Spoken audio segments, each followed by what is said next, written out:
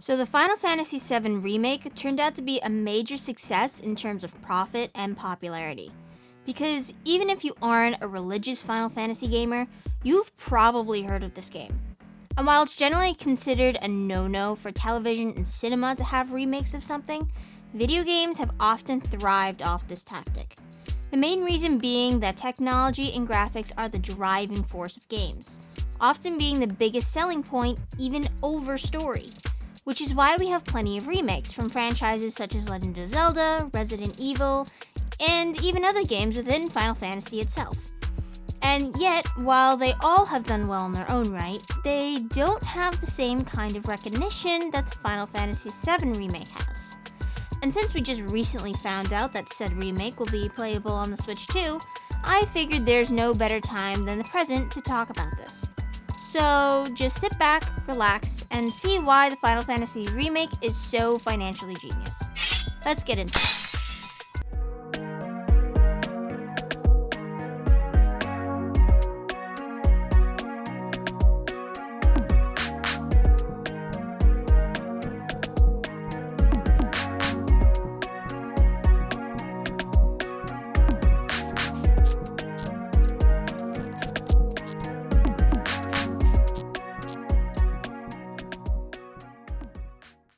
Anyway, like I said, Final Fantasy has had success with remakes in the past, between Final Fantasy Origins, Final Fantasy III on the DS, and Final Fantasy IV on the DS. However, all of these have something in common with their remake releases: time. All of their earlier remakes came out within the early 2000s range, from Final Fantasy Origins being in 2002, all the way up to when Final Fantasy IV DS came out in 2008. Now granted, compared to some of the other remakes from other franchises, there is a lot of time that passed between these remakes. And yet, Final Fantasy VII took 23 years for a remake. Yeah, a bigger amount of time and an even bigger change in graphics. Don't get me wrong, 2008 had some good stuff too, but come on, there's just no comparison here. Between the better realism and the addition of full-on voice acting, it almost looks like a completely different game. But not only did the extensive amount of time between the original and the remake make its glow-up in graphics so impressive, it made people 10 times more nostalgic for this game. See, even back in the day, Final Fantasy VII was one of the most successful games of the franchise. Within just 3 days, it had sold 2 million copies within Japan. And in North America, it had sold over 500,000 in just under 3 weeks. The reason? Well, there's actually 3.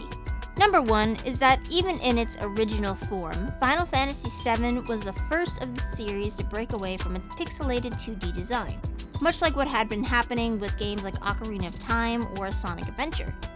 Number 2, it was the first Final Fantasy game to use pre-rendered cinematic cutscenes. Again, like the other games I've mentioned, moving away from sprite-based animation and going for FMV instead. And lastly, it was the first Final Fantasy game to be released worldwide at the initial date of release. Final Fantasy I and II were solely released in Japan back in 1987 and 88, and they were only released to other places with the later remake in 2002. Now, after 1 and 2, Final Fantasy 3 through 6 were also sold in North America, but under different names due to the lack of access to 1 and 2. Not to mention, places like Africa and Europe had no access to Final Fantasy games whatsoever. Yet that all changed in 1997 as Final Fantasy VII was released everywhere. So with that all said, there's a lot of nostalgia and general appreciation for this game, simply due to its history and significance within Final Fantasy's game development as a whole. Therefore, all those fans who grew up on said game, now being of the age to buy the remake themselves, Square Enix easily got a lot of customers, simply through nostalgia and admiration of the drastic increase in graphics. Not only that, but Square Enix took a risk by not making an exact apples-to-apples remake of the original game. Both the storyline and dynamics of the characters have been changed somewhat from the original. Of course, this point can be a blessing or a curse, depending on the type of fan you talk with, since some really like the new additions and some don't. Either way though, what this does is produce curiosity. A curiosity that draws in both regular eager fans and haters. therefore giving the game a lot of sales as well as controversial publicity, which more often than not is better than just straight up good publicity. Not to mention, this game is appealing to new fans of the franchise as well. And fun fact, I actually so happen to fall into this category myself, so I can speak from experience. I don't have a PS1, and I'm too cheap to buy an older console just to play a handful of games that... Oh, wait, scratch that. You can actually get a PS1 in the Final Fantasy game, all for under $200. Wow.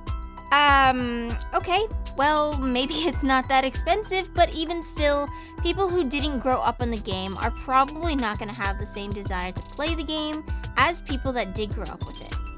Unfortunately, older graphic games work mostly because of nostalgia at this point, not because they are inherently better technology. Of course, you'll always have your exceptions. Some people might want to go back and play the original to appreciate it and appreciate where this remake came from. But in any case, this remake is now exposing new fans of Final Fantasy to a game that they would have otherwise not even think to play.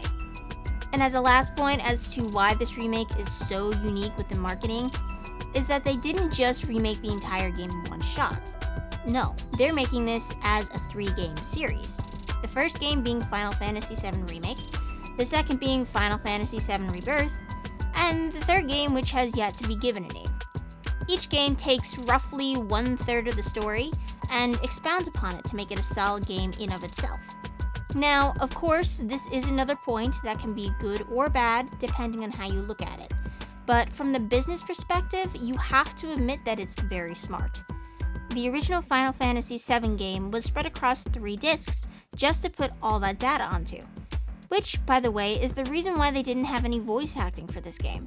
It's not that they couldn't do it, it's just that there wasn't any more room. And while some people think that 3 games for a remake is a cash grab on Square Enix's part, I'm not entirely sure of that. Like I just stated, this was a big game even back when it first came out. Now try to imagine it with the 10 times better graphics, plus the expansion of characters that were not as paid attention to in the original game, as well as all the voice acting.